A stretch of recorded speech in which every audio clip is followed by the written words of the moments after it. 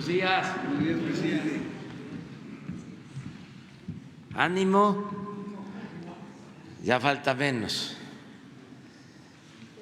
Y estamos iniciando esta semana. Vamos a informar sobre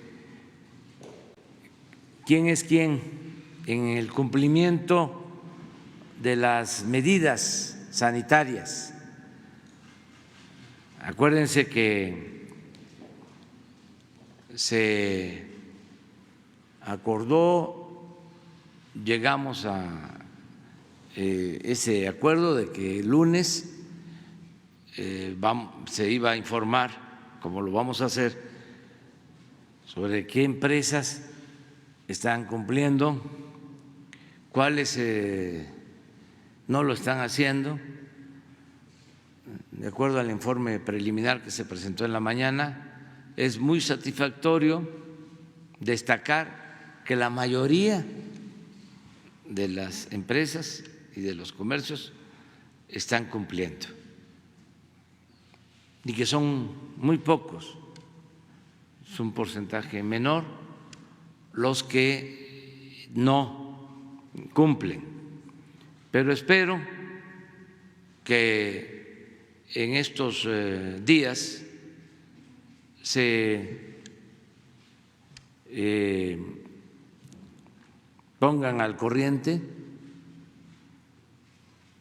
y que obedezcan las medidas que son por el bien de nuestro pueblo, por el bien de la nación y hasta por el bien de ellos mismos, porque si evitamos mayores contagios, vamos a resolver con menos tiempo la pandemia y vamos bien. Entonces, si no nos relajamos en disciplina, es decir, si cumplimos con las medidas, vamos a tener buenos resultados y esto nos va a beneficiar a todos. Si nuestro país queda mal visto en el extranjero, porque toco madera, se nos agravara la situación sanitaria, entonces eso nos afecta. Nada más piense, por ejemplo, en el turismo.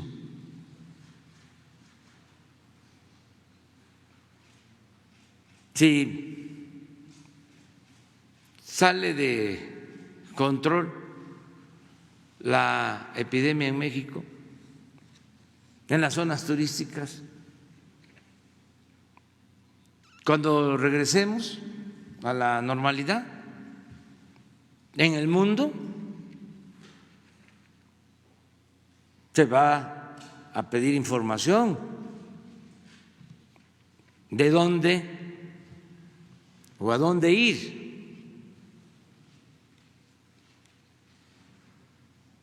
Entonces, es un esfuerzo, pero no es en vano.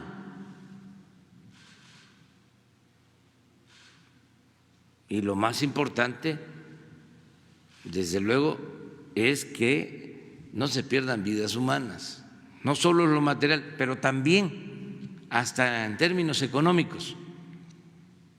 Nos conviene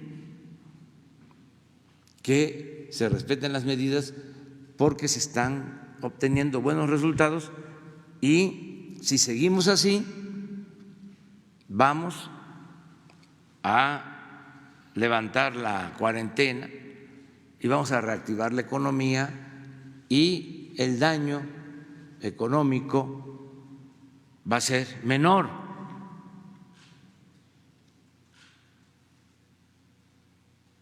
Y con lo que estamos haciendo de garantizar el bienestar de la gente, pues se va a lograr el renacimiento de nuestro país pronto. Va a ser una crisis transitoria, porque además ya nosotros no seguimos los parámetros, recomendaciones, recetas del neoliberalismo, y por eso llevamos ventaja. Imagínense si no vamos a llevar ventaja, que cuando había una crisis de esta, lo primero que se hacía era pedir dinero, pedir prestado, solicitar créditos para rescatar a los de arriba, y se le daba la espalda a los de abajo, al pueblo. Ahora no, ahora es distinto, y no se deja en el abandono tampoco a los de arriba, solo que se atiende a todos, se escucha a todos, se apoya a todos, pero se le da preferencia a la gente humilde, a los más pobres, porque todos somos iguales, o debemos de tener un trato igualitario. Y además, como siempre lo he dicho, la justicia es darle más al que tiene menos. No puede haber trato igual entre desiguales. Entonces, todo esto son ventajas. El que no haya corrupción. ¿Qué fue el Fobaproa? No solo fue un rescate financiero a los de arriba, no solo fue convertir las deudas privadas de unos cuantos en deuda pública, que eso nunca jamás se va a repetir. Y aprovecho para decirle a algunos que están pensando en esos modelos que no vamos a ceder, aunque se enojen, te van a quedar esperando.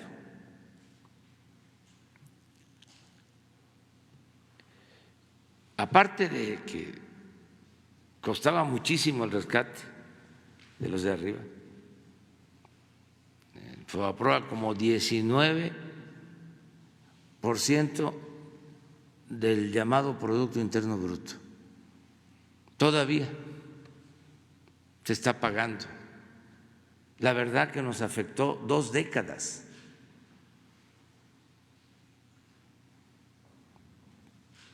Entonces, además de eso, la corrupción, porque no solo fue el rescate, sino los abusos que se cometieron. Rescataron, por ejemplo, la autopista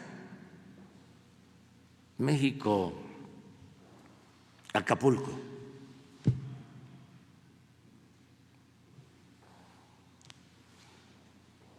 Millones de dólares.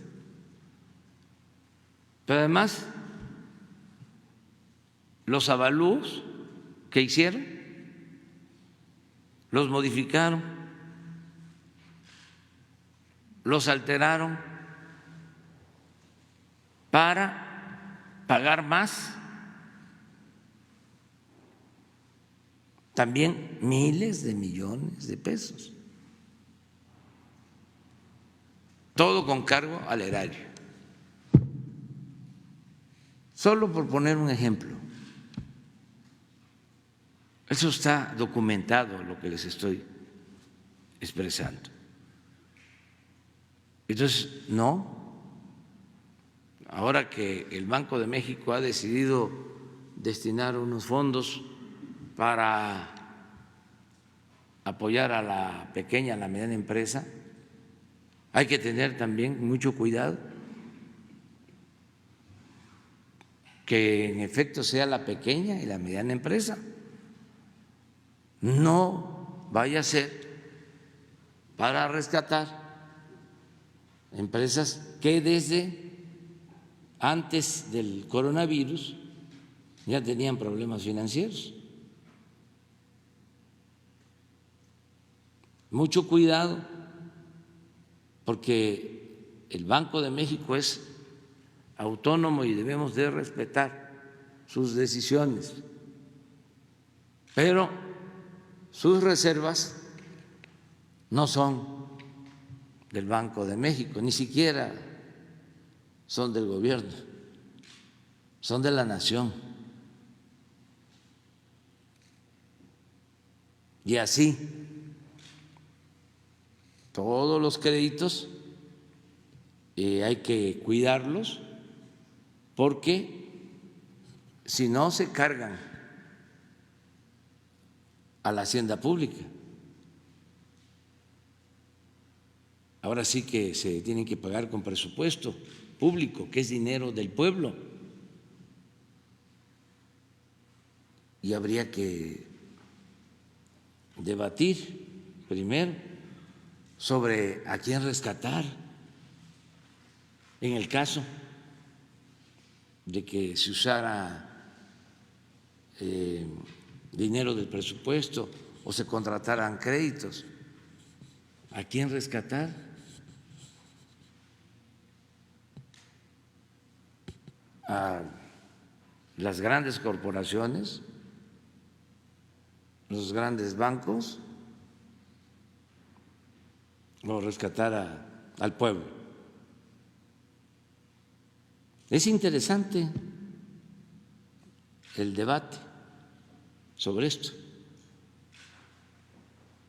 Ahí leí un documento de un grupo de personalidades que está planteando el que se regrese a las fórmulas anteriores.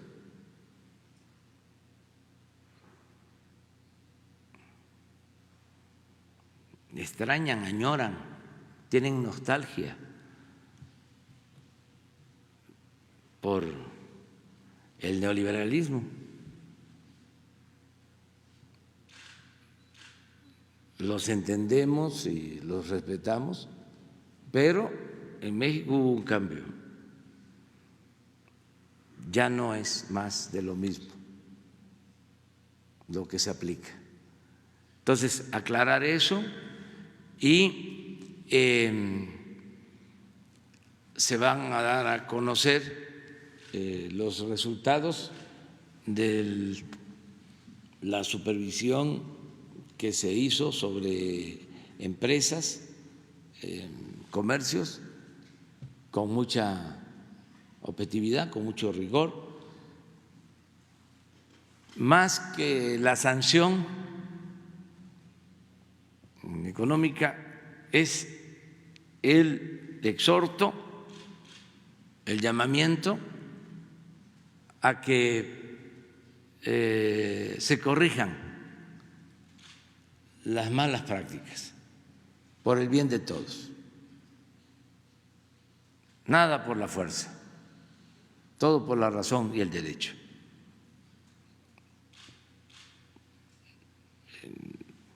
Y no hay interés de perjudicar a nadie. Es nuestra obligación de representar a todo nuestro pueblo. Entonces, por eso Luisa María va a informar sobre esta investigación y luego, como siempre, Francisco Ricardo Sheffield, procurador del consumidor, va a informar sobre quién es quién en los precios de las gasolinas y al final informamos, como siempre, sobre el avance en la construcción del aeropuerto de Santa Lucía y en la construcción de la refinería. Entonces vamos con Luisa María. Muchas gracias, presidente. En efecto, se han venido realizando una serie de inspecciones también en colaboración con Profeco, la Secretaría del Trabajo, en materia de seguridad y salud en el trabajo, y hoy vamos a informar en esta dinámica del quién es quién en el cumplimiento de las medidas sanitarias. Adelante. Aquí mostramos que el 87% de las empresas, de los negocios a los cuales hemos acudido, cumplen con la normatividad y el 13% no cumple. Aquí lo vamos a ver desglosado, ¿no? Este comportamiento ha ido variando, también debemos decirlo. Cada vez vemos más cantidad de empresas que cumplen decididamente. El 50% cuando llegamos ya estaban cerrados. Hay un 20% que se ha venido cada vez más disminuyendo, que no estaban cerrados, pero cuando se les exhorta acceden y cierran. 17% que se trata de alguna empresa con alguna de las actividades determinadas como esenciales por la Secretaría de Salud, y aquí está este 13% que se encuentra abierto, que cuando llega la autoridad se le exhorta para que cierre y aún así decide no hacerlo. Adelante. Estas son algunas de las industrias en las cuales se concentran estas empresas que no han cerrado. En la industria automotriz, el 28%, industria textil, 17%, comercio de productos no esenciales, 15%, otros como industria de calzado, tabacalera, incluso tabacalera, construcción 11%, industria maderera 8%, y luego nos vamos a porcentajes más pequeños del 4 al 3% en diferente fabricación de productos de plástico no esenciales, metálicos, celulosa y papel, metalúrgica, etcétera. Adelante. Aquí lo podemos ver distribuido en el territorio nacional por entidad federativa. Tenemos, sobre todo en el caso de Jalisco, Estado de México, Ciudad de México, y también en el norte, Baja California, Sonora, algunas zonas donde no se ha cumplido, pero lo más relevante aquí es destacar que el 23% de las empresas que se negaron a cerrar se encuentran en los municipios más afectados por la pandemia. Adelante. Tenemos algunos ejemplos de empresas que han cumplido, que hemos revisado y que cuando llegamos ya están las puertas cerradas, y aquí vamos a destacar algunas. Está Dentix México. Tenemos Juguetron como otra de las empresas que se encuentran totalmente cerradas. Adelante. Flexi, esto en el sector industrial y comercial. Adelante. Tenemos CEMX, ¿no?, que es una empresa con 2,895 trabajadores en Tlaxcala. Está Ternium con 7,324 trabajadores. Ellos, al tener una actividad esencial, lo que han logrado hacer es reducir al máximo la plantilla con la cual están operando y con todas las medidas sanitarias. Adelante. Tenemos también el caso de General Motors, que también ha venido cumpliendo. Faurecia, con 700 trabajadores, y el caso de General Motors, 1,500 trabajadores, se encuentran laborando únicamente con 40 en actividades ahora, digamos, para el apoyo médico. Adelante. Tenemos el caso también de Volkswagen como automotriz, que también se encuentra haciendo esfuerzos en la fabricación de ventiladores, pero ha digamos, ha detenido toda su actividad normal. Está el caso de Fiat también como un ejemplo en el cual cumple, y también vamos a ver algunas que no cumplen y que insisten en no cumplir. Está el caso de Andrea, que se dedica a la fabricación de calzado con más de 100 trabajadores. Está el caso de Carnival en Pachuca, Hidalgo, se encargan de la industria textil. Adelante. También tenemos el caso de Coppel, que también ha sido exhortada e insiste, digamos, en el no cumplimiento, y el caso de Bolim, que se dedica a la fabricación de equipos eléctricos y electrónicos para vehículos automotores, una actividad que no es esencial. La idea de estas visitas, como aquí el presidente lo ha dicho, es hacer un llamado, un exhorto a cerrar, a cuidar a las y los trabajadores, a cuidar a las comunidades y que puedan, pues digamos, cumplir con lo que ha sido publicado en el Diario Oficial de la Federación y que ha quedado bastante claro en estos últimos días. Vamos a seguir con estas visitas, igualmente para tener pues ejemplos destacados de cumplimiento y también aquellas empresas que no han tomado las medidas adecuadas. Gracias, presidente.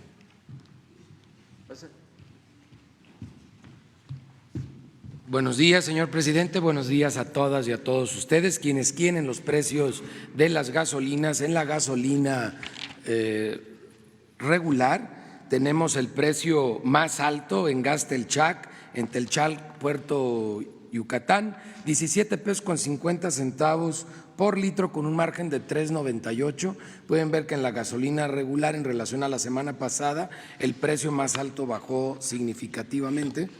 Y el más bajo está en San Agustín Tlaxiaca, Hidalgo, con el margen más bajo de 21 centavos por litro.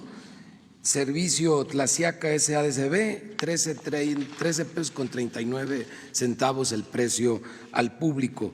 Y en la gasolina premium, ahí todavía hay algunos pasados de rosca que siguen dando caro. Lo bueno es que son muy pocos y hemos ido abordándolos. Esperemos que todos caigan en conciencia, lo van a ver en los promedios al final de la presentación.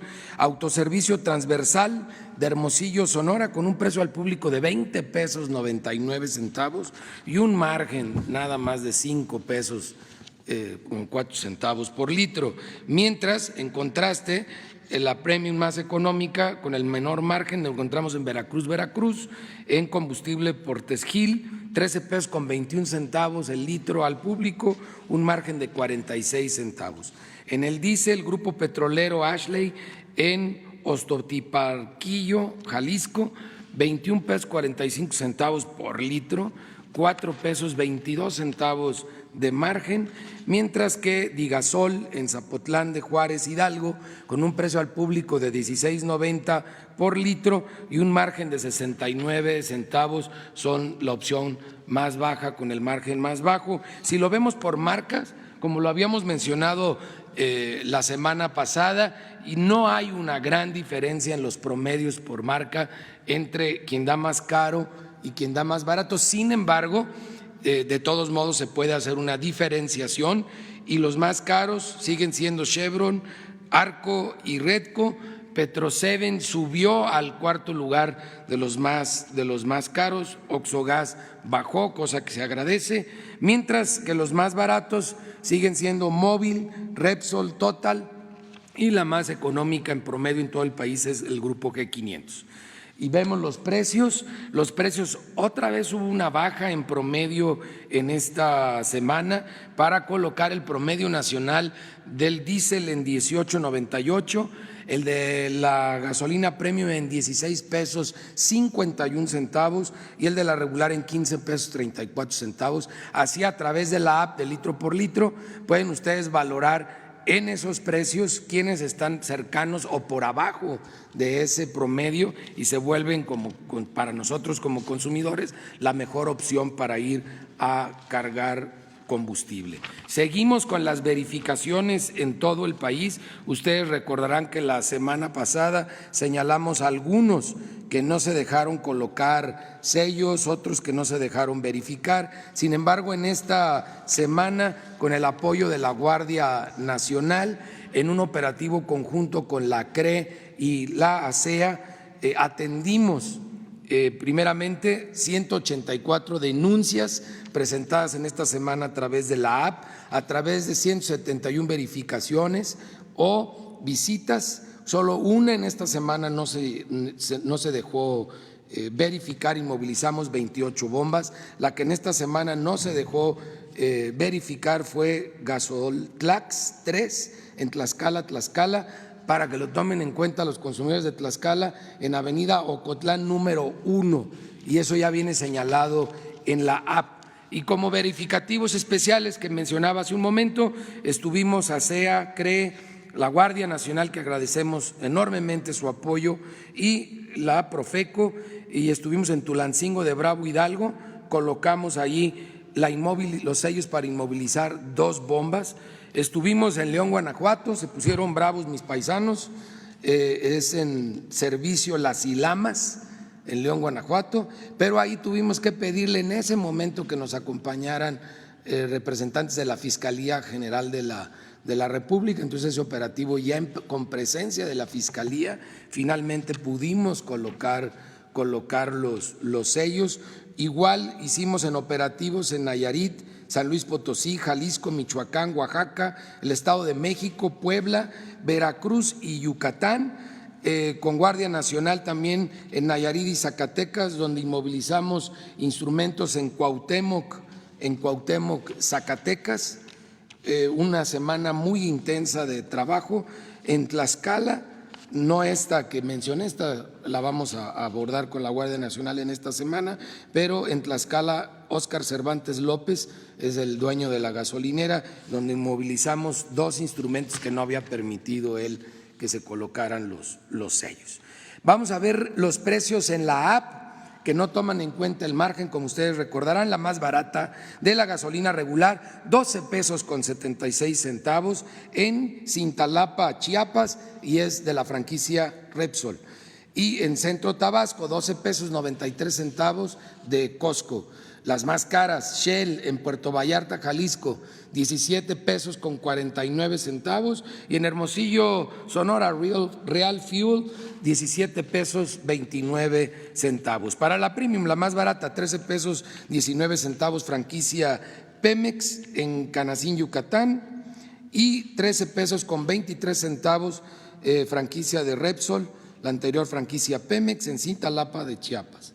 Más cara, 21.99 Smart Gas en Los Mochis, Sinaloa, y 20.69 BP en Querétaro. Para el diésel, el más económico, franquicia Pemex, 16 pesos con 30 centavos en Veracruz, y franquicia Pemex con 16 pesos 45 centavos en Amozoc, Puebla. Mientras las más caras, Móvil, Monclova, Coahuila, 20 pesos 94 centavos precio al público, y 20.89 también Móvil, pero en Chiautla, Puebla. Como ven, Móvil está muy bien en regular, está muy bien en la Premium, pero no así en el diésel, en donde lo expenden, y seguimos monitoreando más aún en esta contingencia sanitaria los servicios precisamente sanitarios de todas las estaciones de servicio, donde además tanto en gaseras como en gasolineras estamos constatando que usan guantes, que usan cubrebocas, que le están dando protección a sus trabajadores y a sus clientes. Y agradezco mucho la colaboración que hicimos en equipo con la Secretaría del Trabajo en esta semana muy intensa. Muchas gracias. Bueno, antes de pasar al aeropuerto, hacer un llamado a todas las empresas, a los comercios, para cumplir con las recomendaciones sanitarias. Los lunes se va a presentar siempre esta inspección, se va a transparentar, y si las que ahora no están cumpliendo en la semana próxima ya se apegan a las medidas de protección a los ciudadanos, a la gente frente a esta epidemia o pandemia, pues se les va a reconocer. Es de sabios cambiar de opinión, el tener capacidad para rectificar, no regodearnos, ¿no?, en el error, no caer en la autocomplacencia, sino poder rectificar. Y eso también se reconoce, eso es meritorio. Ojalá y para el lunes ya no tengamos el 13% que se tiene ahora de incumplimiento, que se reduzca lo más que se pueda. Yo tengo confianza que esto va a suceder. No son medidas coercitivas. Una de las características de nuestro gobierno es el que no se usa la fuerza, lo coercitivo, mucho menos la fuerza bruta, no se reprime, no hay toques de queda, no hay prohibiciones, es más que nada convencer, persuadir. Y ese es el ejemplo que está dando México en el mundo. El pueblo de México, de su nivel de conciencia, de responsabilidad. Y sí se advierte en el mundo, porque estamos en un mundo globalizado. Entonces, estamos interrelacionados por las comunicaciones y se sabe todo. Y lo que se sabe de México en el extranjero es de que estamos domando la pandemia. Y lo estamos haciendo fundamentalmente por la participación consciente de nuestro pueblo. Por eso así tenemos que seguir adelante. Vamos ahora sí a lo del aeropuerto.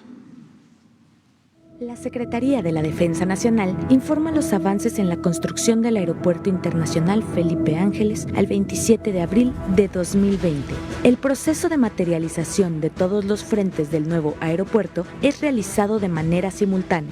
En la base aérea militar número 1 se efectúan trabajos de habilitado de refuerzos de concreto y acero de refuerzo, pruebas de compactación y de grado de humedad, relleno y excavación de terraplén para la losa de cimentación en el hangar del Escuadrón Aéreo 302.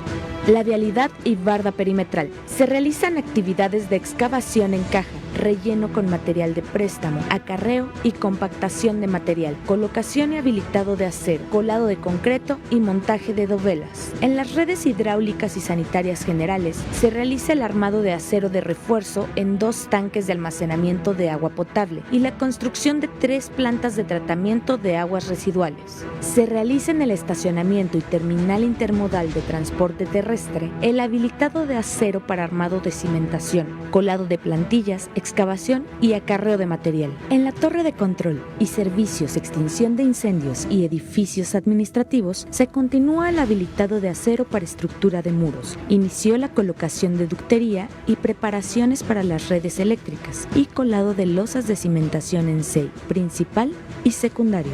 A la fecha se han generado 19.285 empleos civiles. Faltan 693 días de construcción. Gobierno de México.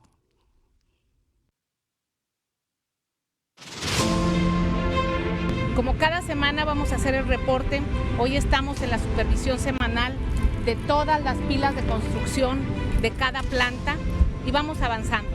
Va el reporte esta semana, 24 de abril.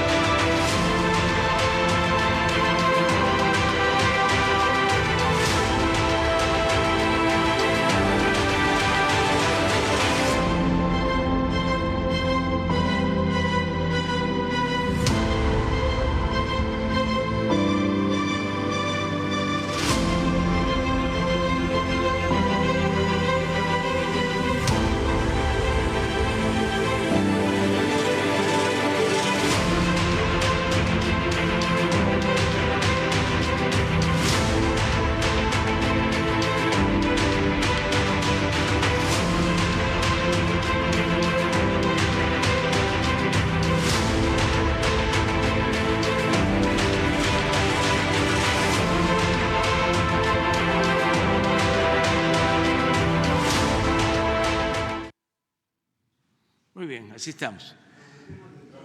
Bueno, nos organizamos uno y uno.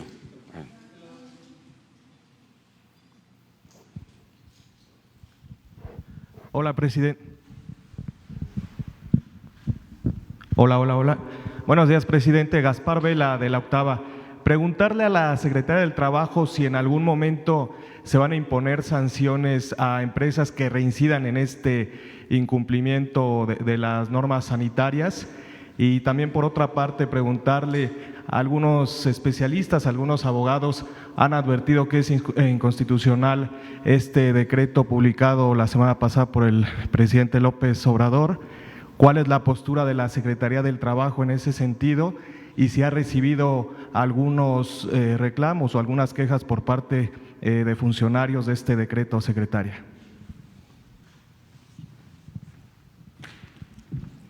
Muchas gracias.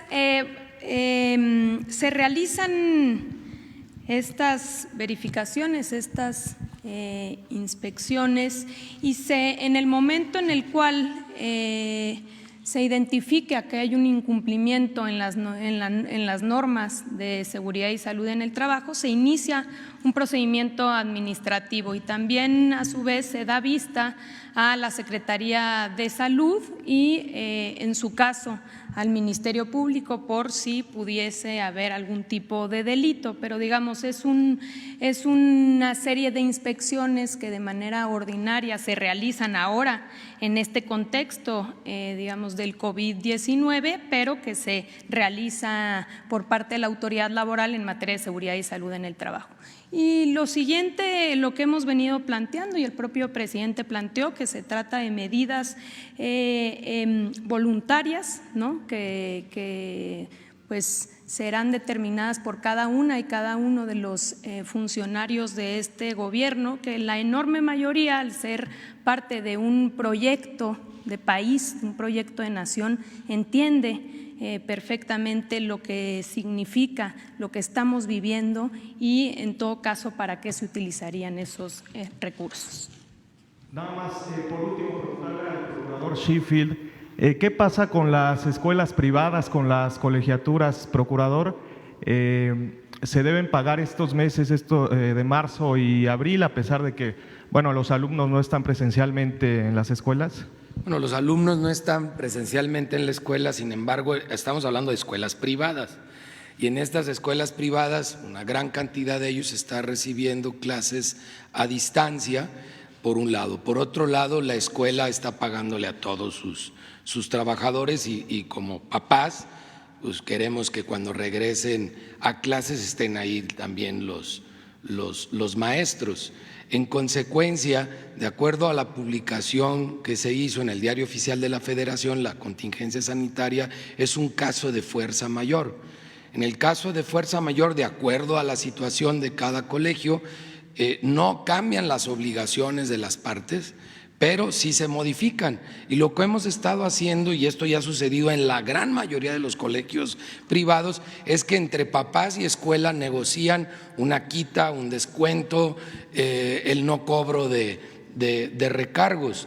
Lo mejor es que así como están recibiendo clases a distancia, puedan negociar por esta misma vía a distancia con los colegios, y en más del 95% de los casos hemos podido constatar que así ha sido. Incluso yo, como padre de familia, tengo una señorita en la universidad pública y tengo chiquitas en una escuela privada, y en la escuela privada desde hace ya más de un mes se hizo un descuento significativo en la colegiatura. De hecho, yo como papá no tuve que intervenir en mi carácter de procurador, sino como un padre de familia más. Yo creo que hay que hacer conciencia por ambas partes, porque también sentarse en sus laureles y decir, pues no están recibiendo clase normal, no pago, pues es como un pretexto. Creo que debe de mediarse entre ambos, y la mayoría lo están haciendo. Cuando no se puedan poner de acuerdo, ahí estamos en Profeco para realizar una conciliación virtual a través de Concilia Express de manera telefónica.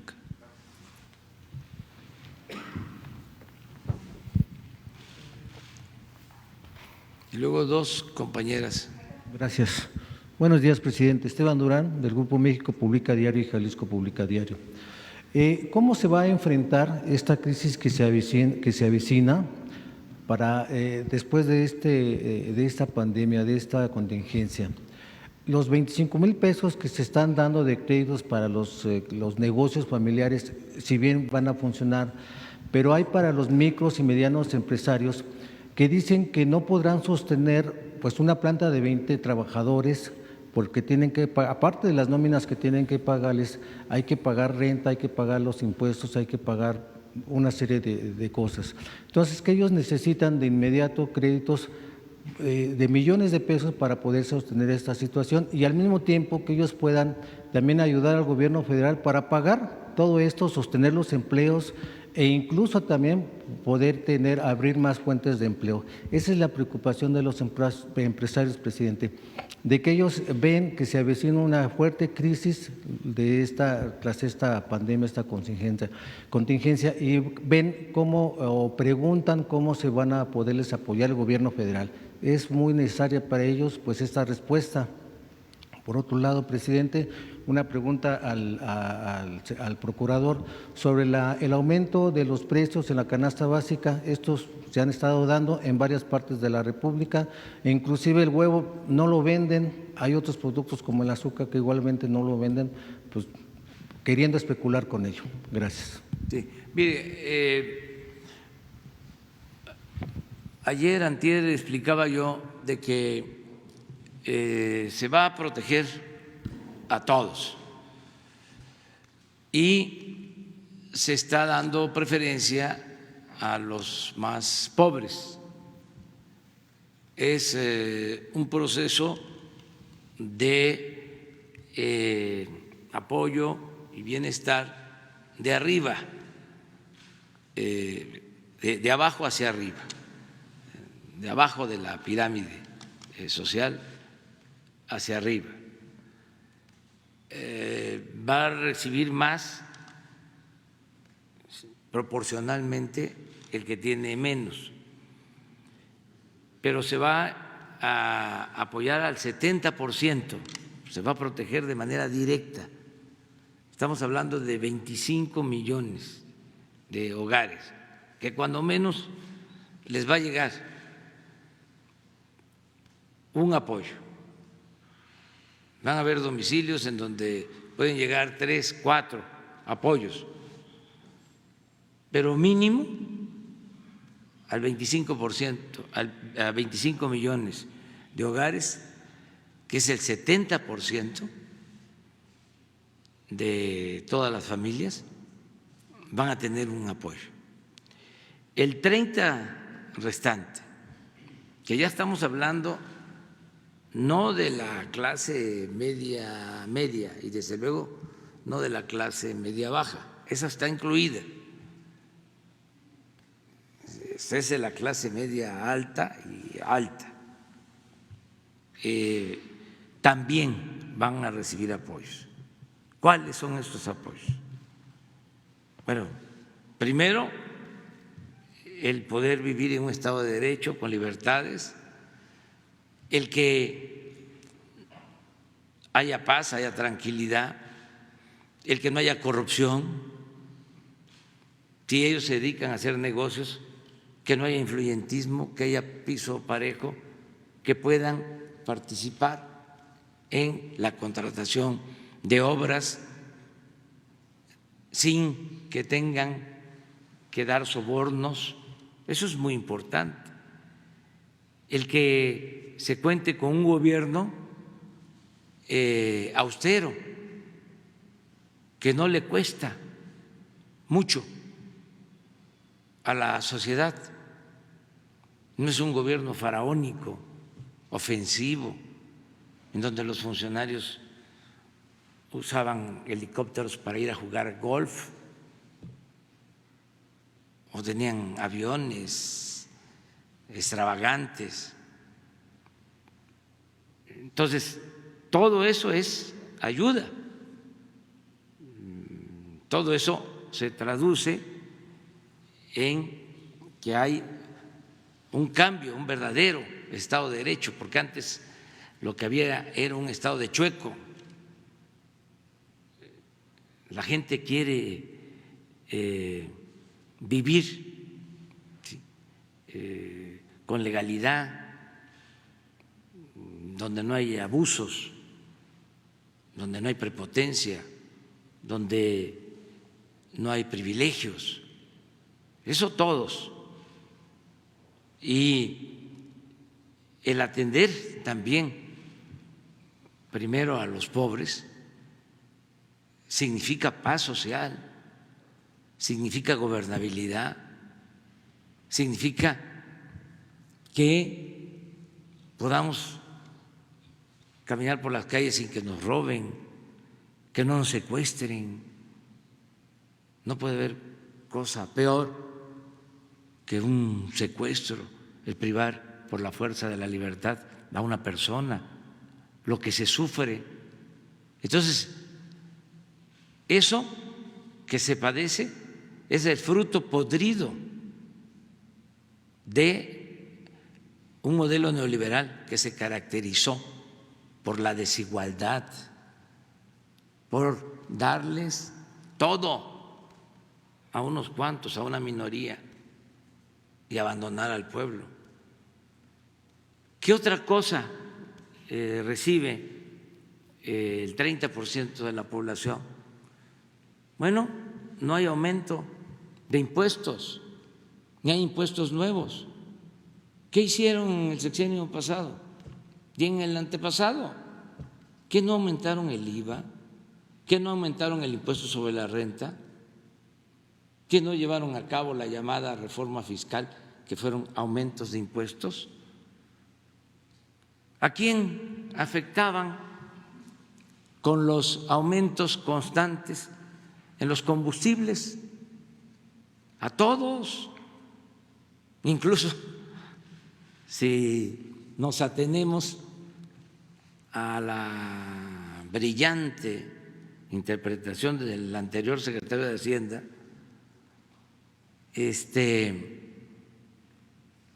podríamos decir que a los de arriba eran los más afectados con los gasolinazos, porque el anterior secretario de Hacienda llegó a decir que los gasolinazos no afectaban a los pobres porque no tenían carros.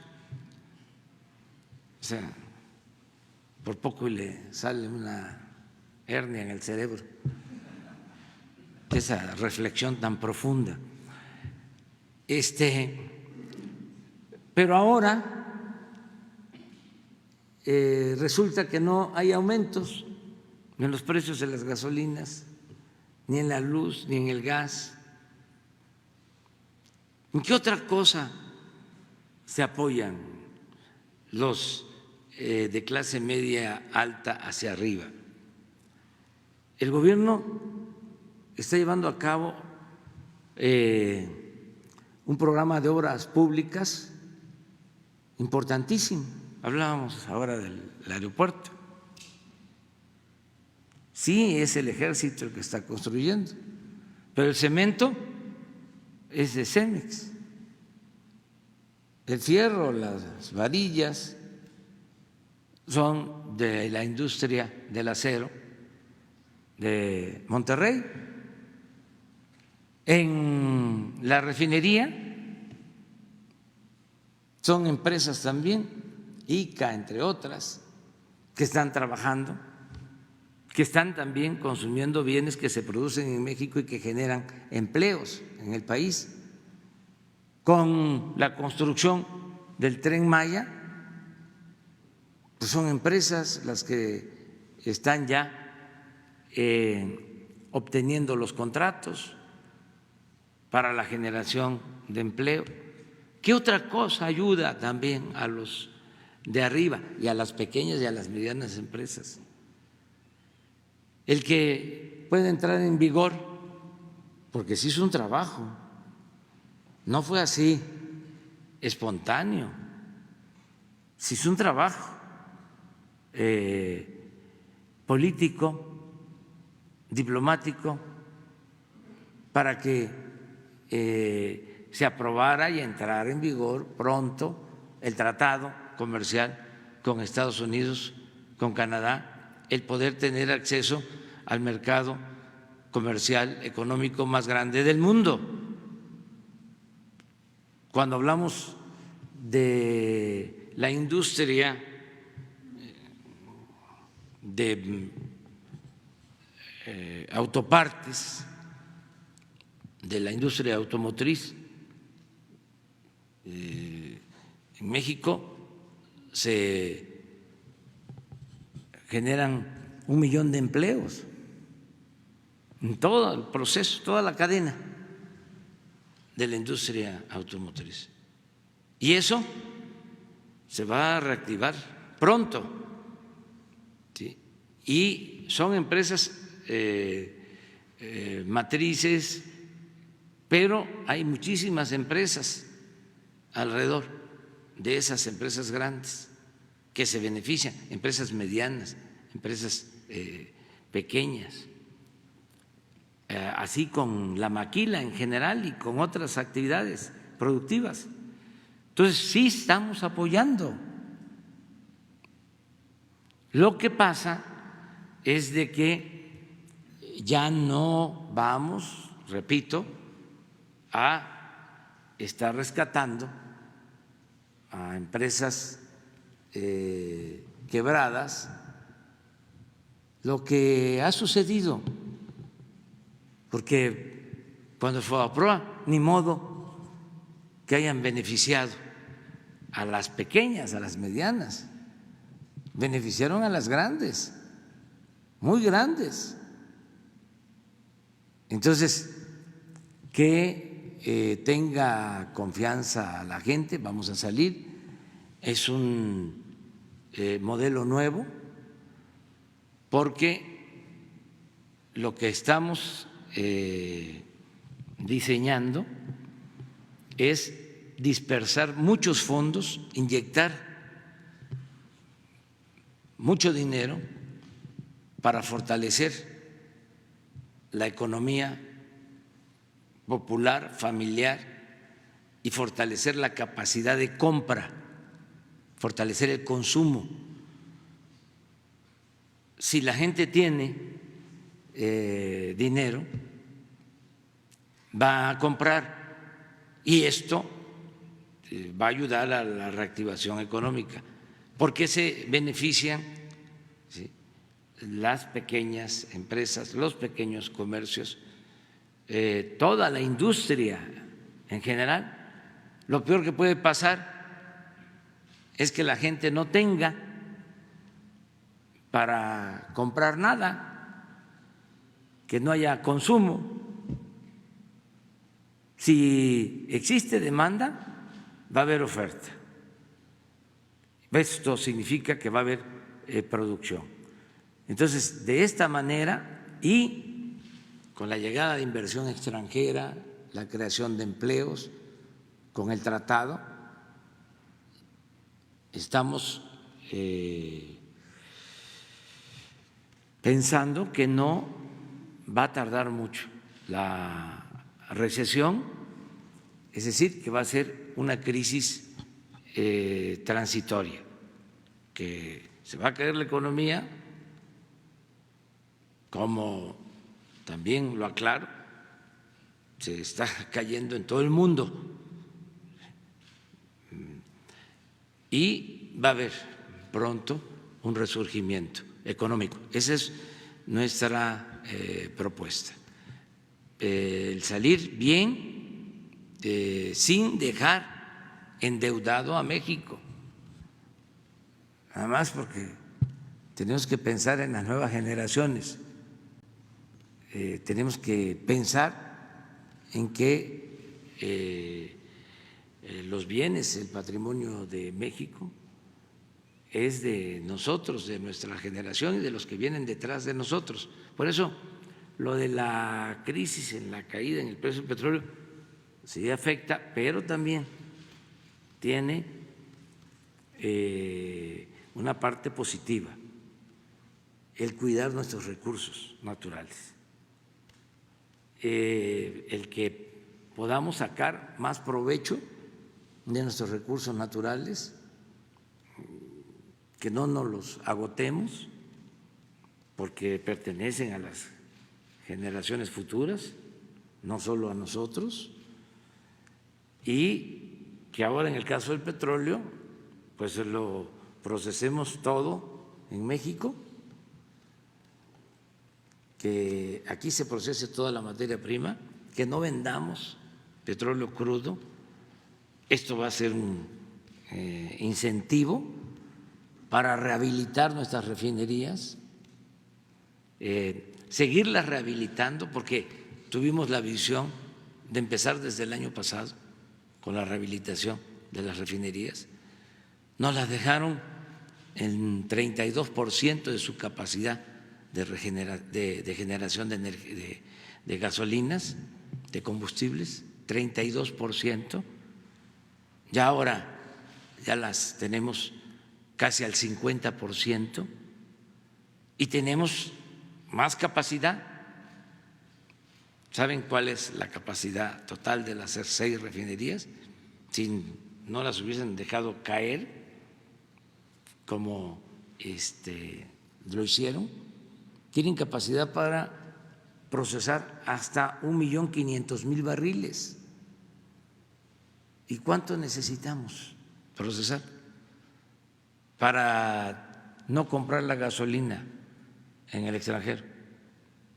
No en situaciones como ahora que hay poco consumo, no, en situación normal, cuando mucho 1.800.000 barriles. O sea que si levantamos las 6 refinerías a cerca de 1.500.000, más los 340.000 que vamos a poder procesar en la refinería de Dos Bocas, somos autosuficientes y no tenemos necesidad de vender un solo barril de petróleo crudo. Entonces, ¿y qué otra cosa? Ya no apostar a seguir sobreexplotando los yacimientos petroleros. Yo espero terminar el gobierno y dejar más reservas de petróleo de las que recibimos para las nuevas generaciones. porque solo vamos a usar lo estrictamente necesario, indispensable para nuestro consumo interno. Y aquí aprovecho también a hacer un llamado a la gente. Se padece por la crisis económica, pero ahora está bajo el precio de la gasolina. No porque esté bajo el precio se debe desperdiciar. Además, hay que caminar, hay que movernos. Yo no lo puedo hacer, pero hay ministros, primeros ministros en países del mundo que llegan a sus oficinas en bicicleta. Entonces, caminemos. Nada de que voy a 2 cuadras y a usar el carro. Que hagamos también más ejercicio. ¿Qué nos está pasando con la pandemia? Fíjense, qué interesante los resultados. Los adultos mayores nuestros más protegidos están siendo menos afectados, a pesar de que en el mundo le ha pegado más a los adultos mayores. Los nuestros, porque están protegidos por la familia, vuelvo a lo mismo, la fraternidad de las familias mexicanas, están padeciendo menos. ¿Dónde nos está pegando más? En las enfermedades crónicas, diabetes, hipertensión, obesidad. Y eso tiene que ver, en buena medida, bueno, hay enfermedades que son de esas hereditarias, pero también se adquieren o se agravan por la mala alimentación, que ya dijimos que vamos a hacer una campaña. Ricardo va a buscar ahí en los archivos de la Procuraduría, porque antes existía el Instituto Nacional del Consumidor, el INCO, 5688722. Entonces, el quién es quién en los precios, pero ahí también había una dirección de investigación sobre el contenido de los alimentos, sí, y la campaña de propaganda, de difusión. Yo me acuerdo, hay que buscar, a ver si lo encuentras, porque hablaba yo del pozole, entonces el pozole no se consume en todas partes, pero es lo mismo con las frutas. Yo me acuerdo que ahí en el INCO se hicieron algunos mensajes en donde se llenaba una jarra de fruta, de piña, un agua de piña, y luego un agua de colores, no se sabía qué cosa. Y el precio era distinto y era orientar en ese sentido. Bueno, la alimentación y el ejercicio, los deportes. La alimentación es importantísima y como complemento también el deporte, no solo el deporte, sino también la alimentación, o las dos cosas. De modo que me amplié en tu pregunta. Son empresas que no son quebradas, no, que no están en quiebra. Todos. Yo espero que se le dé créditos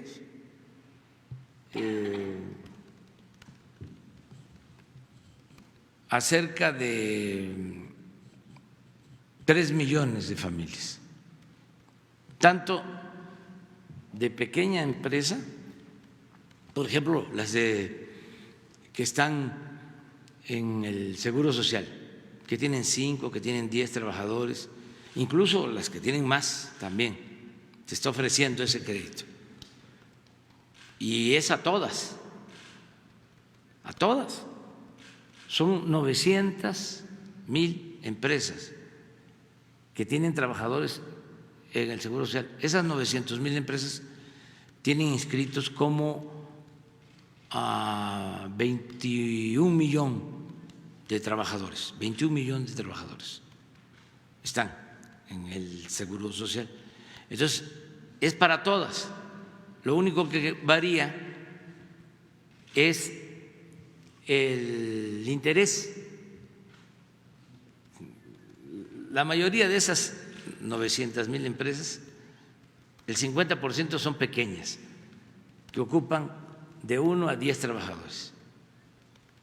Para esas empresas la tasa es del 6%, es la interbancaria, es la que fija el Banco de México.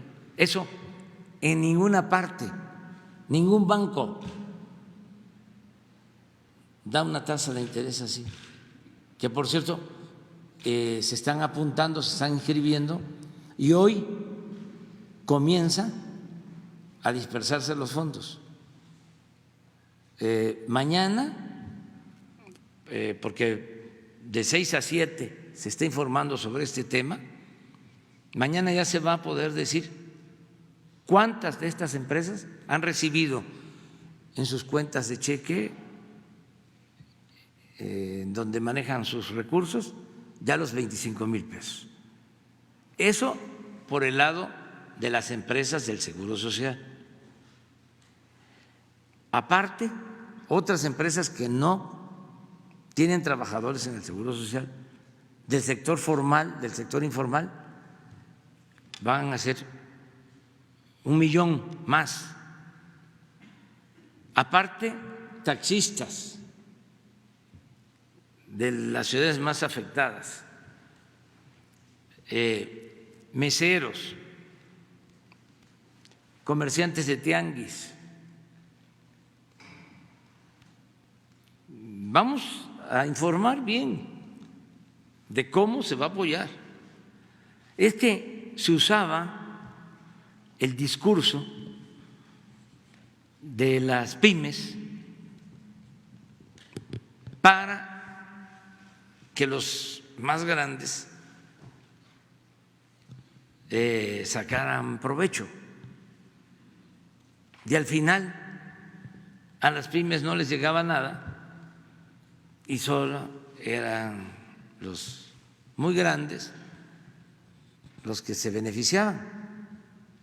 Entonces hay que tener cuidado con ese tipo de apoyos del Banco de México.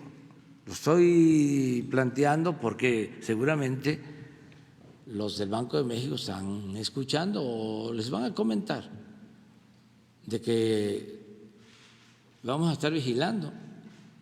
Nada, imagínense de que empiecen a rescatar a empresas quebradas y que suceda lo que pasó, bancos quebrados, banqueros ricos. No se pueden socializar las pérdidas y privatizar las ganancias. Entonces, ¿usted no está de acuerdo con el anuncio que se hizo ayer de rescate a más de 300,000 empresas? Dependiendo si no le cuesta al pueblo. O sea, si no es a cargo del presupuesto, adelante, porque si es a cargo del presupuesto, no lo acepto, porque tenemos que rescatar pues a los que necesitan comer,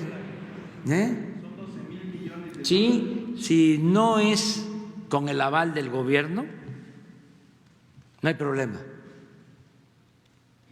Bienvenido. Además, entiendo que es el del BID.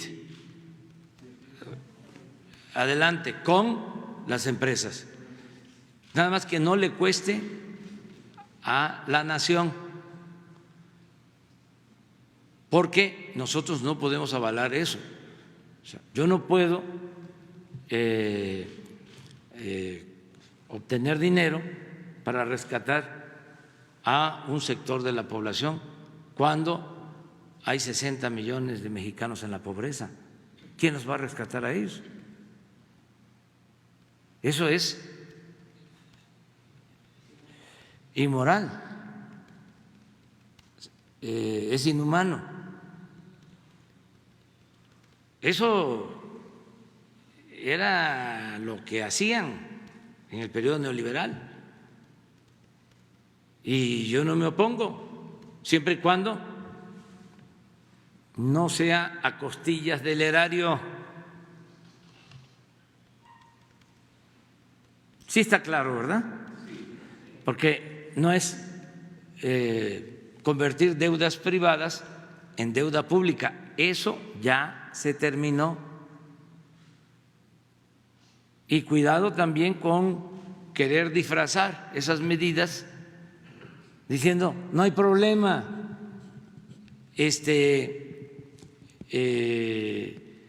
se van a pagar todos esos créditos. ¿Y cuál va a ser la garantía? ¿Las reservas? No, las reservas no son del Banco de México, no son del gobierno, son de la nación, son de todos los mexicanos.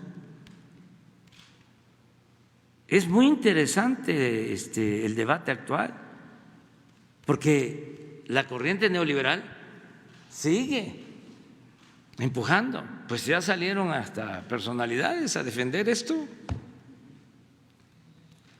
y a decir de que no queremos nosotros apoyar a los empresarios. Claro que sí queremos apoyar a los empresarios, pero también queremos apoyar a los indígenas y a los campesinos y a los médicos y a las enfermeras y a los maestros y a los taxistas y a los tianguistas y a los estudiantes, a todos. Este no es un comité, el gobierno no es un comité al servicio nada más de una minoría, que porque tienen muchas influencias,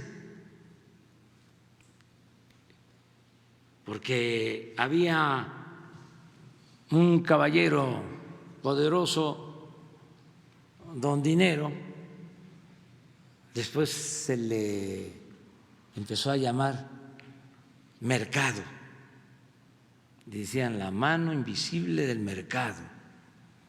Pues no tan invisible, manotas. Entonces ya cambió esto y nos va a ir bien a todos, solo que con un modelo distinto. Bueno, una mujer, una compañera. Buenos días, señor presidente. Berenice Telles, de Diario Nacional 1+1. Pues sí, mi pregunta iba con respecto a estos 12 millones de dólares que se gestionaron con el Banco Interamericano de Desarrollo, pues para los empresarios.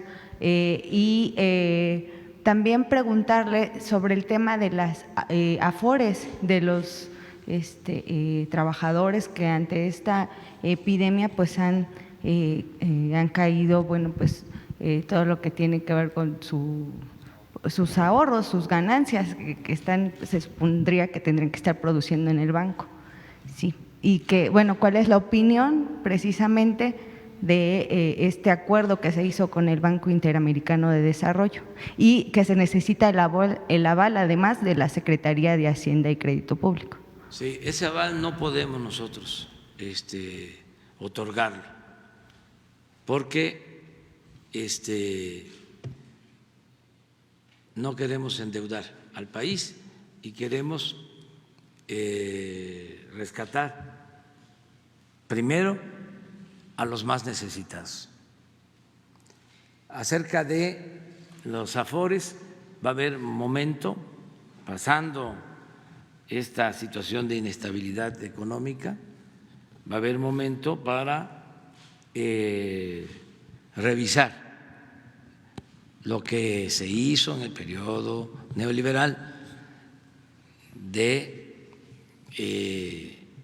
privatizar los ahorros, las pensiones de los trabajadores. Y en efecto hay que buscar una solución, porque si no se actúa, los trabajadores, sobre todo los que se van a empezar a jubilar a partir de el 2024, van a recibir menos de lo que ahorraron.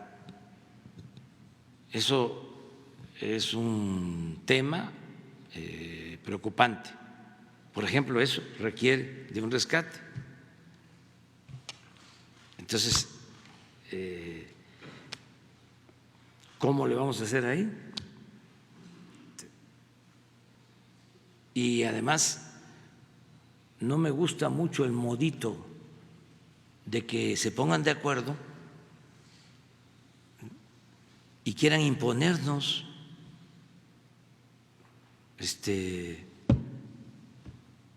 sus planes, si ya no es como antes.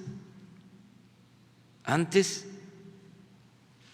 el poder económico y el poder político eran lo mismo, se alimentaban, se nutrían mutuamente. Ahora ya no. Ahora el gobierno representa a todos.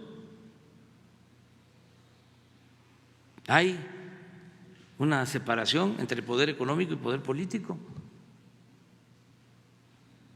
Entonces, ¿cómo que se hace un acuerdo y que ahora Hacienda lo avale? ¿Y que nosotros estamos aquí de floreros, de adorno? Entonces, ver todo esto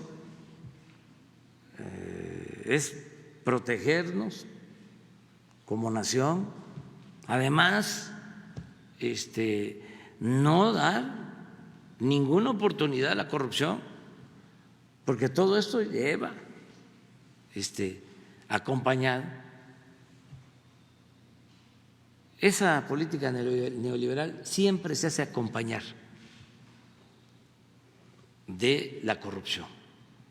Entonces tenemos que estar muy pendientes. Yo nada más veo, imagínense que el presidente se entera de que ya hubo un arreglo y que nada más van a pedirle que Hacienda avale, si es que así lo imaginaron, o cuando dijeron que el gobierno se adhiera a nuestro plan económico. ¿Cómo? ¿Es mucha la prepotencia? A ver, te voy a dictar, ¿no?, lo que tienes que hacer. No. Y es muy interesante, no es pleito, no es confrontación, o sí, es confrontación de ideas por el bien de todos, porque a nadie de los que estamos aquí, pero los que nos están viendo les va a gustar que apliquemos un FOBAPROA 2.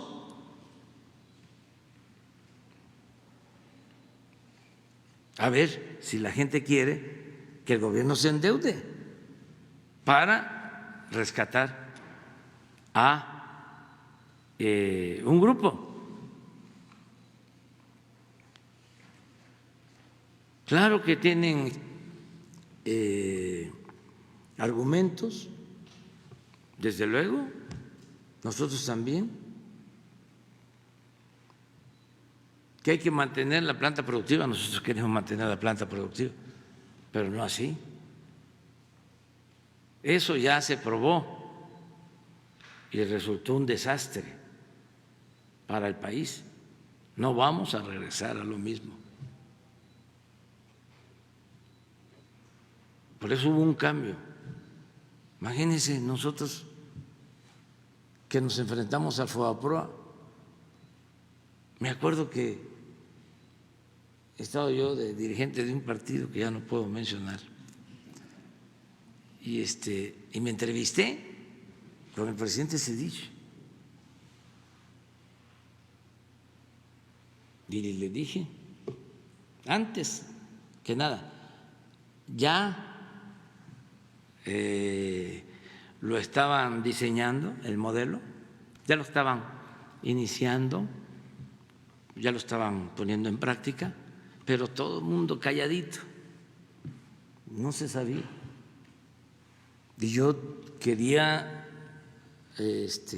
conocer la verdad, o sea, y además de manera directa.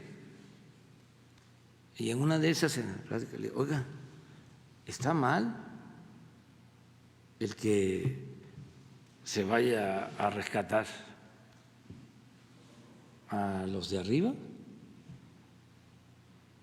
pero yo todavía esperando que no fuese cierto. Entonces me contesta,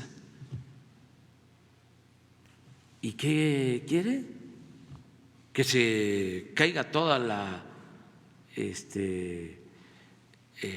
estructura económica y financiera de México? Lo tengo que hacer. Ay, dije, y ahora sí, ya sé de qué se trata. Y en efecto, anuncia en su informe de que iba a costar el rescate de FOBAPROA. Búsquenlo porque es buena la investigación. También con toda la argumentación de que había que salvar. A lo mejor hasta habla de las pequeñas empresas. Ya no me acuerdo de eso. Pero que iba a costar el rescate 180,000 millones de pesos. Eso sí me acuerdo perfectamente. Y fíjense que exacto es en sus pronósticos el presidente Zedillo. Se equivocó por muy poca cantidad. Nos ha costado hasta ahora 3 billones. De 180,000 a 3 billones.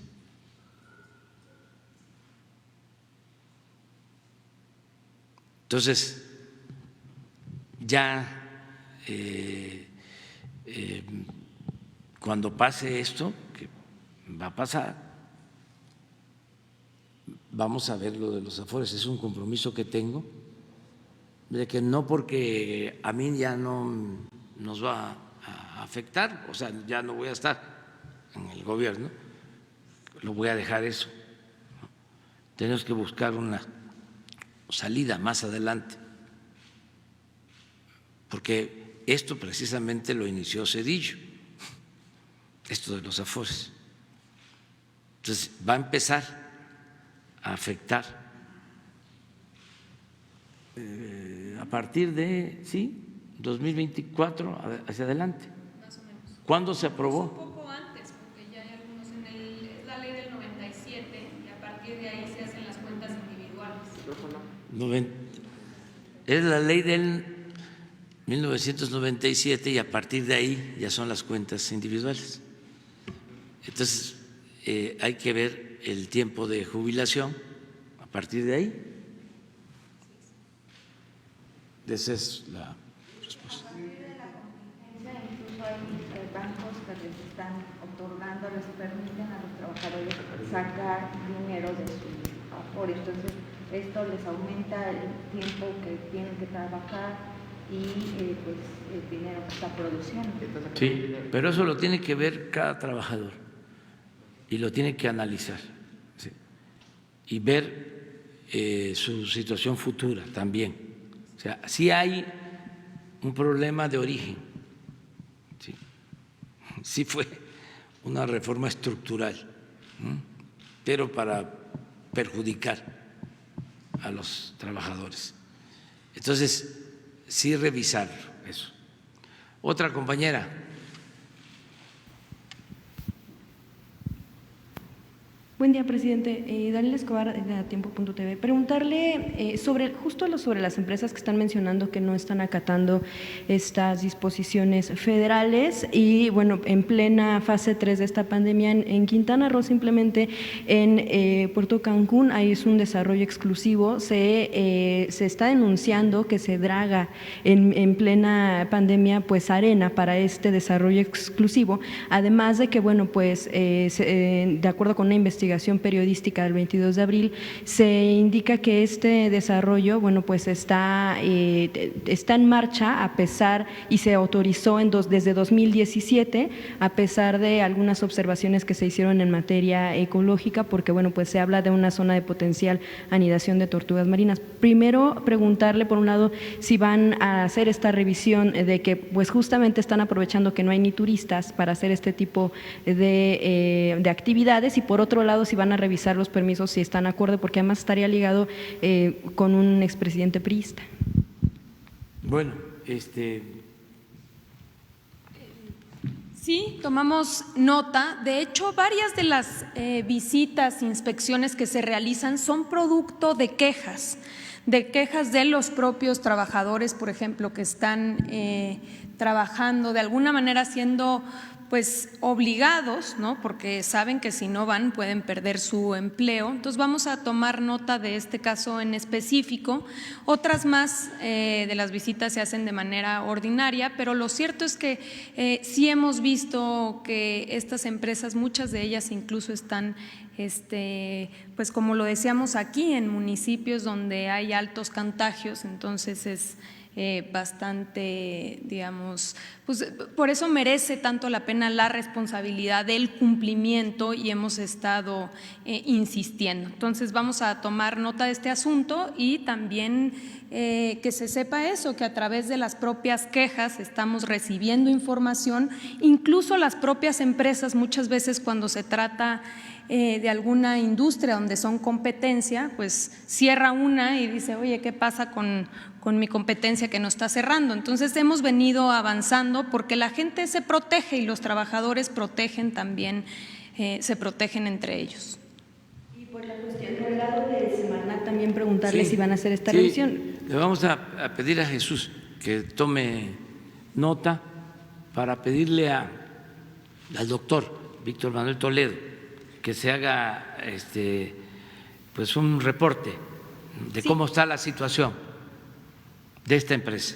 Sí, sobre todo, bueno, por quien dio el permiso en aquel entonces, bueno, pues fue Alfonso Flores Ramírez de Semarnat. Y bueno, por otro lado, no quien había autorizado pues este proyecto en 2017 fue Alfonso Flores Ramírez de Semarnat. Preguntar solamente si se va a revisar el caso, si está acorde a los impactos ambientales, sobre todo en ese sentido. Por otro lado, presidente, en torno al TEMEC, México sí analizó los tiempos tiempos, porque sabemos que en Estados Unidos ya se declara que a partir del 1 de julio va a entrar en vigor. Preguntarle si, y hay que tomar en cuenta, bueno, pues que Estados Unidos lleva algunos días, desafortunadamente, de ventaja de cuando llegó allá pues los altos niveles de contagio por COVID-19. Si esto no afectaría por parte de ser un polo industrial que pueda generar brotes de este tipo de contagios por reactivar en el norte estas industrias, sobre todo la automotriz. O sea, si bien sabemos que sí hay una urgencia por abrir por la cuestión económica, también el impacto que tendría en los trabajadores, pues que no vaya a generar un problema de salud. Sí, se está cuidando.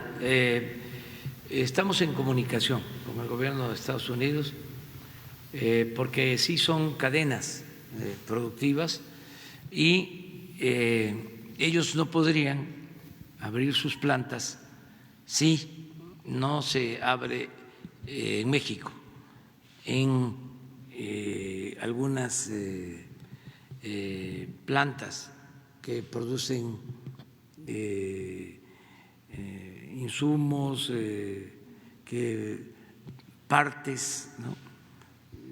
Se produce en México hasta partes que se utilizan para la industria bélica de Estados Unidos, aparte de lo automotriz.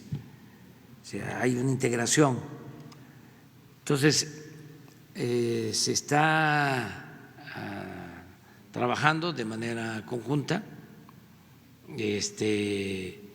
Ellos todavía no pueden abrir, tienen dificultad, desgraciadamente están padeciendo de la pandemia y de nuevo expresamos pues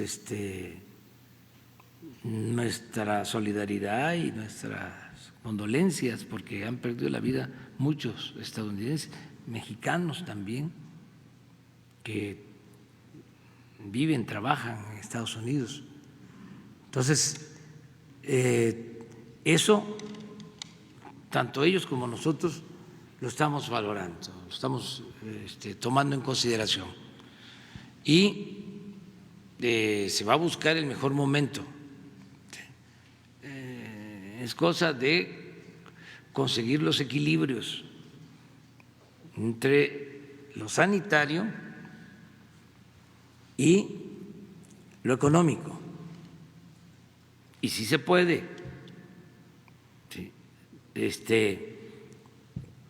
Cuando prevalece el interés general, cuando prevalece la recomendación de los médicos, de los científicos, también cuando prevalece el sentido común acerca de que se necesita la reactivación de la economía. Es buscar el justo medio de las dos posturas y eso es lo que estamos haciendo. Si bien entran en vigor el 1 de julio, preguntarle, ¿se correría el riesgo de que se modificara esa fecha o de que a pesar de que entre en vigor se comience la reactivación económica mucho más tiempo? Nosotros estamos analizando todos los días el comportamiento de la pandemia en México y en el mundo, todos los días. Tenemos nuestras proyecciones y vamos viendo cómo se va comportando. Hoy, por ejemplo, por la noche, tenemos una reunión con todos los involucrados en el tema. ¿Qué se hace? Se revisan las proyecciones de cómo vamos de acuerdo a lo que se ha proyectado por los matemáticos, por los científicos. ¿Cómo vamos con el número de camas ocupadas, disponibles, ventiladores, monitores, médicos especialistas, medicinas, todo, diario. Entonces, de ahí va a surgir, ¿sí?, el planteamiento de cuándo podemos iniciar el periodo de actividades. Desde luego, es muy probable que comencemos primero en algunas partes del país, también que donde se inicie se cuide, ¿no?, el que no se vaya a provocar de nuevo, ¿no?, un incremento en los contagios. O sea, ya van a ser nuevos hábitos también para empezar a recuperar nuestra normalidad en lo económico, en lo social. Pero todo esto muy cuidadoso, y de eso también va a depender lo de la articulación, lo de la integración con Estados Unidos. Yo pienso que para 1 de julio, ¿sí?, ya vamos a poder estar en condiciones de comenzar con el tratado, como está contemplado. Incluso ya desde antes, pienso, podríamos tener actividades en nuestro país, como están contempladas las cosas. El propósito de que el 17 de mayo en algunas regiones, municipios, con mucho cuidado, reinicien las clases, y que el 1 de junio también, con mucho cuidado, ya lo podamos hacer a nivel nacional. Ese es el plan. Hasta ahora van bien las cosas, no ha habido nada extraordinario, pero no sabemos, o sea, tenemos que seguir pendientes, y aquí les vamos a estar informando. Presidente, ya se informó de un primer caso de COVID-19 confirmado en las conferencias de la tarde. Preguntarle si a partir de eso usted está tomando en consideración cambiar el formato de las conferencias, que sean tal vez teleconferencias, sobre todo porque en alguna ocasión se preguntó a los técnicos y especialistas sobre esta disposición de si podría cambiar, a lo mejor no dejar de hacer las conferencias, pero a lo mejor cambiar el formato, y mencionaron que pues de alguna manera sí era decisión tanto de la vocería como de usted. ¿Qué va? Yo se los dejo a ustedes, vamos a decidirlo entre todos. No por eso, pero sí se puede deliberar sobre el tema, y es mandar obedeciendo. Ustedes díganme cómo quieren, ¿sí? Yo sí, por ejemplo, creo que las personas mayores sí deben de esperarnos. Los extrañamos, pero que se aguanten, porque sí son más vulnerables, ¿no? Muy inteligentes, los que vienen aquí, los adultos mayores, muy inteligentes. En eso pueden ganarle a los jóvenes, ¿eh? Sí. Pero ahora, por esta circunstancia, es mejor que se cuiden. Y ustedes, los jóvenes, decidan el número. Yo tengo que informar, yo tengo que estar informando, porque se necesita, se requiere, y también porque la gente necesita tener información. Estamos gobernando con la gente. Todo esto, por ejemplo, los créditos, si se informa, ya mañana se le puede decir a 20,000 dan ya por sus nombres, oye, ya tienes en tu cuenta el dinero, y él ya se entera. O sea, esto nos sirve para eso y para muchas otras cosas, pero también para contrarrestar las noticias falsas, el alarmismo. Vi una portada de una revista ayer, una revista, ¿será cierto? De una revista, Proceso. A ver, ¿no la pones? No. Si viviera don Julio,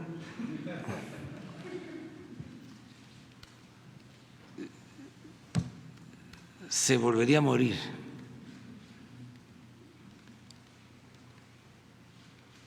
¿Saben por qué lo hago? Porque se enojan mucho conmigo, pero siempre digo lo que pienso. Y también lo digo con todo respeto, es alarma aquella revista de los tiempos de mis paisanos, los pajés, que tenían alarma, pero tenían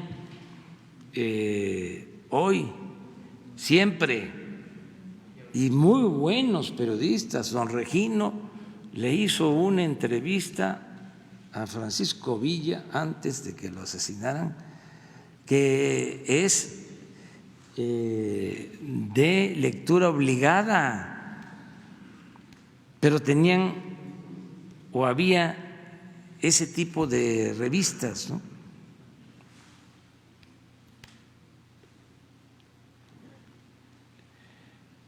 Lo siento mucho, pero lo tengo que decir.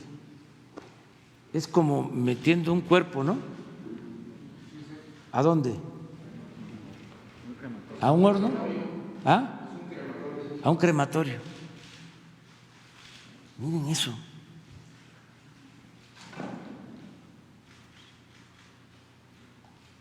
Y me van a decir que es censura. No.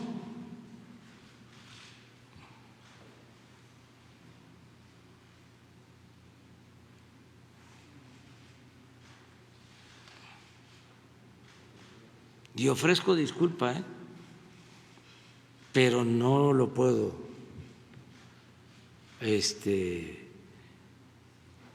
omitir. Ahora sí,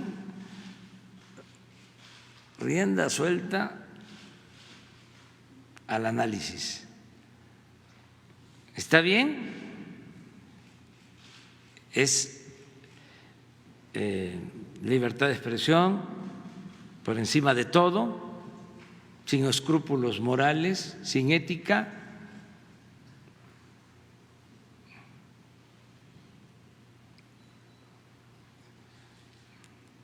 Y yo no censuro nada, prohibido prohibir, pero sí hay que debatir todo esto.